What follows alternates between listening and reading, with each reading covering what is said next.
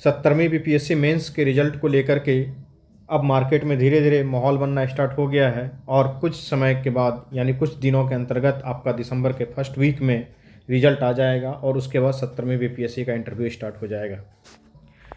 एक सूचना, इस वीडियो के डिस्क्रिप्शन में और कमेंट बॉक्स में दोनों जगह टेलीग्राम ग्रुप, व्हाट्सएप ग्रुप का लिंक दिया गया है। आप लोग जाकर के वहाँ ज्वाइन करें।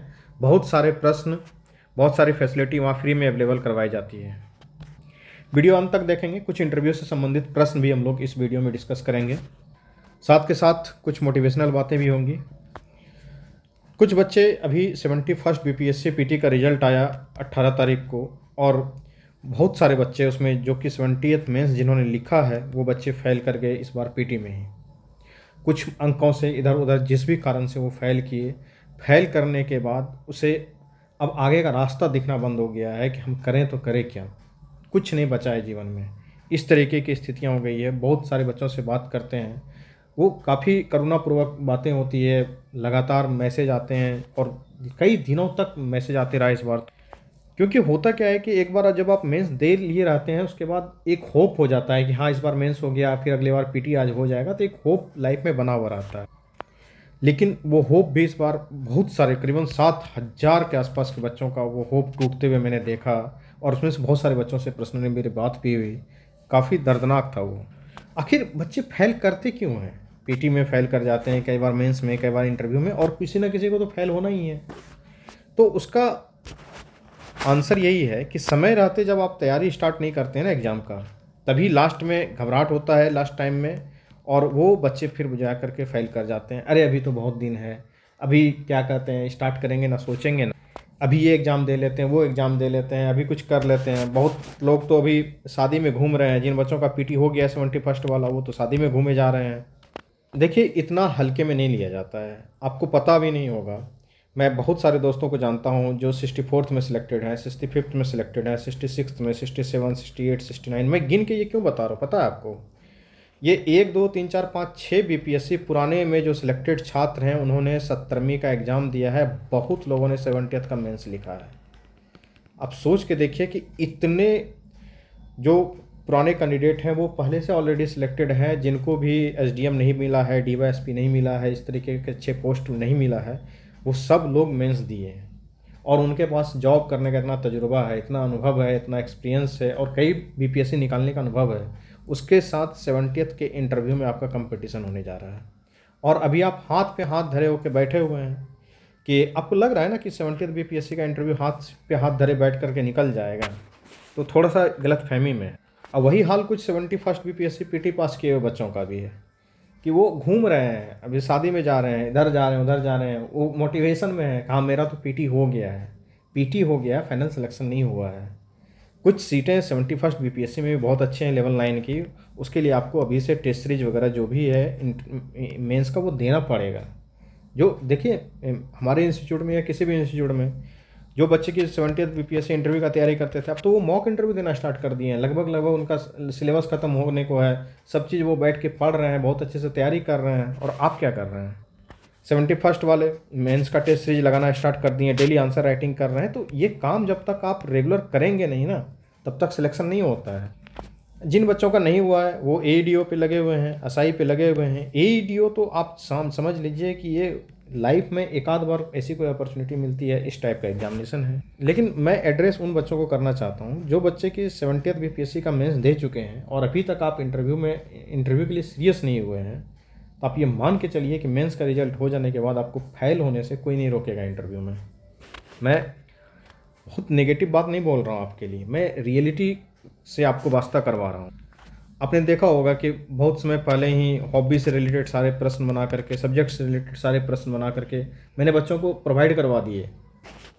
वो पूरे इंटरव्यू बैच वाले बच्चे सारे चीज़ों को अच्छे से कर रहे हैं अभी वो।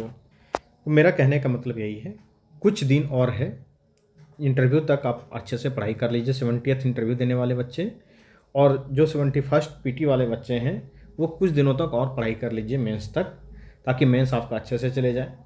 अंतिम सिलेक्शन ले लीजिए, उसके बाद आप खूब मौज मस्ती जो करना होगा करते रहिएगा, टाइम पास करते रहिएगा, फिर अपना सेवा में लगिएगा, बिहार का सेवा अच्छे से कीजिएगा। लेकिन अभी समय रुकने का नहीं है, बहुत निराश होने का भी नहीं है। क्या कर सकते हैं, निराश होकर क्या कर लेंगे? अगर पीटी में फेल हो ही गए हैं वो बच्चे, तो क्या कर सकते हैं? अभी आपके पास एक मौका तो है कि इंटरव्यू का तैयारी करके कम से कम 70th का इंटरव्यू अच्छे से दे लें। उसमें भी इंतज़ार कर रहे हैं कि आप करेंगे, तब करेंगे, कब करेंगे? ग्रुप में डेली इंटरव्यू का क्वेश्चन पोस्ट करवा देते हैं, जाइए कम से कम फ्री वाला क्वेश्चन तो बनाइए। आइए कुछ प्रश्न को डिस्कस कर लेते हैं, नहीं तो वीडियो लंबा हो जाएगा। जैसे एक प्रश्न आता है कि आप पुलिस सेवा और सिविल सेवा दोनों में से किसे बेहतर मानते हैं? तो आप क्या आंसर करेंगे इसका? सोचिए 1 मिनट के लिए। प्रश्न क्या है? आप पुलिस सेवा एवं सिविल सेवा दोनों में से सर्वश्रेष्ठ किसे मानते हैं और क्यों? कौन सुपीरियर है? पुलिस सर्विस सुपीरियर है या सिविल सर्विस सुपीरियर है? यानी कि डीवाईएसपी ज़्यादा अच्छा पोस्ट आपके लिए, एसडीएम का पोस्ट ज़्यादा अच्छा है? इस तरीके के प्रश्न आ जाते हैं कई बार बीपीएससी के इंटरव्यू में। तो आप क्या इसका आंसर करेंगे? सोच के बताइए। सोच लिया आपने? चलिए आंसर देने का प्रयास करते हैं कि सर, दोनों सेवाएं महत्वपूर्ण एवं चुनौतीपूर्ण हैं और एक दूसरे के पूरक भी हैं, क्योंकि विकास के बिना शांति व्यवस्था नहीं और बिना शांति व्यवस्था के विकास नहीं। सर, लेकिन मेरे विचार में सिविल सेवा बेहतर है, क्योंकि इसके कार्यक्षेत्र व्यापक हैं, समाज के सभी वर्गों के व्यक्तियों से जुड़ाव रहता है, सरकार के विभिन्न विभागों से संपर्क रहता है, विभिन्न विभागों में डिप्यूटेशन पर जाकर के कार्य करने का भी अवसर मिल जाता है, जैसे स्वास्थ्य विभाग, शिक्षा विभाग, कृषि विभाग, भूमि सुधार विभाग इत्यादि इत्यादि। तो सर, अगर मेरा व्यक्तिगत राय माना जाए तो सिविल सर्विसेज को मैं वरीयता दूंगा, लेकिन सर बीपीएससी के द्वारा मुझे जो भी पद दिया जाएगा, चाहे पुलिस सेवा का या सिविल सेवा का, मैं उसमें बहुत संतुष्ट होकर बेहतर तरीके से अपने भूमिका का निर्वहन करूंगा। तो इस तरीके से एक आंसर आप दे सकते हैं। ये एक मॉडल आंसर हुआ। जैसे एक प्रश्न और रखते हैं आपके सामने। एक प्रश्न है कि बिहार में बाहुबलियों का वर्चस्व कैसे खत्म करेंगे या कम करेंगे? आप देखे होंगे कि अभी चुनाव के समय में बहुत सारे बाहुबली नेता लोग भी जीत करके आ गए हैं, और वैसे भी बहुत सारे बाहुबली जो है कि बिहार में हैं भी। इस ग्राउंड रियलिटी से आप लोगों को वास्ता है। अगर इसका प्रैक्टिकल आंसर आपको देने के लिए कहा जाए तो आप कैसे आंसर करेंगे? सोचिए 1 सेकंड के लिए। आप बताएंगे कि सर, सरकार, शासन एवं प्रशासन की पहुंच सभी क्षेत्रों में सभी लोगों तक जब सुनिश्चित किया जाएगा, तभी इन बाहुबलियों के वर्चस्व को कम किया जा सकता है। क्योंकि सर, इन लोगों की एक छवि समाज में बाहुबली के साथ साथ रॉबिन हुड की भी बन गई है। तो सर, सबसे पहले जितनी भी सरकारी कल्याणकारी योजना है उसका लाभ जन जन तक पहुंचाया जाएगा। सुशासन के संकल्प के साथ कानून व्यवस्था को भी हम लागू करेंगे। सरकारी तंत्र में व्याप्त खामियों को जो है कि ख़त्म करेंगे। उसके बाद सर, पुलिस की लगातार पेट्रोलिंग की जाएगी, गश्ती की संख्या बढ़ाई जाएगी, डायल 112 को ज़्यादा प्रभावी बनाया जाएगा सर। मुखबिरों के माध्यम से बाहुबलियों की गतिविधियों पर नज़र रखेंगे सर। और इतना तो कम से कम जरूर सुनिश्चित करने का प्रयास करेंगे कि किसी भी निर्दोष व्यक्ति को सताने से पहले बाहुबली को कानून का डर हो। और अंततः सर, जब कानून का राज स्थापित होगा तो बाहुबली हो चाहे कोई भी व्यक्ति हो, वो भी कानून के दायरे में आएंगे और धीरे धीरे बाहुबलियों का वर्चस्व प्यार से खत्म हो सकेगा सर। और इसके लिए बिहार सरकार प्रभावी कदम उठा भी रही है। तो मैंने कई सारे पॉइंट बताए, इसमें से 3-4 पॉइंट भी आप अच्छे से नोट करके उसको अपने एक कॉपी में नोट कर लें। एक जो इंटरव्यू का आप लोग डायरी बना रहे हैं उस पर नोट करते चले जाएंगे, तो धीरे धीरे क्या होगा कि ऐसे ऐसे प्रश्नों की संख्या बहुत सारी आपके पास हो जाएंगे। और बहुत सारे प्रश्न हमने उपलब्ध करवाए भी हैं, बहुत सारे क्लासेस भी करवाए हैं, आपकी क्लासेस चल भी रही है। एक और प्रश्न यहाँ स्क्रीन पे देख सकते हैं जो क्लास में बच्चों को करवाया गया था। बिहार से पलायन के क्या कारण हैं? इसे रोकने के लिए क्या उपाय हो सकते हैं? अब बताइए, क्या माइग्रेशन के पुल फैक्टर हैं, पुश फैक्टर हैं? कंप्लीट पीडीएफ प्रोवाइड करवा दिया गया है पेड ग्रुप में, आप लोग देख ही सकते हैं। जो छात्र चाहते हैं कि इंटरव्यू बैच में इनरोलमेंट लें तो इसकी फ़ी में अभी ऑफ़र दिया गया है। 2400 रुपये इसकी फ़ी नहीं है, बल्कि 1999 रुपये इसकी फ़ी कर दी गई है। अभी कुछ सीटों के लिए ही ऑफ़र है, इस बात का ध्यान रखेंगे। तो ये इंटरव्यू का बैच है, आपको यहाँ QR कोड दिया गया है, इस पर पेमेंट करना है। ये यहाँ पे रहा ये QR कोड, 2400 नहीं 1999 रुपये पेमेंट करने हैं। और पेमेंट करने के बाद आपको इस नंबर पे व्हाट्सअप कर देना है। ये रहा आपका WhatsApp number, payment screenshot WhatsApp कर देंगे तो आपको इंटरव्यू बैच में इनरोल्ड करवा दिया जाएगा। सारे सब्जेक्ट के भी क्वेश्चन अवेलेबल करवाए गए हैं, आप सभी देख ही रहे हैं इन चीज़ों को।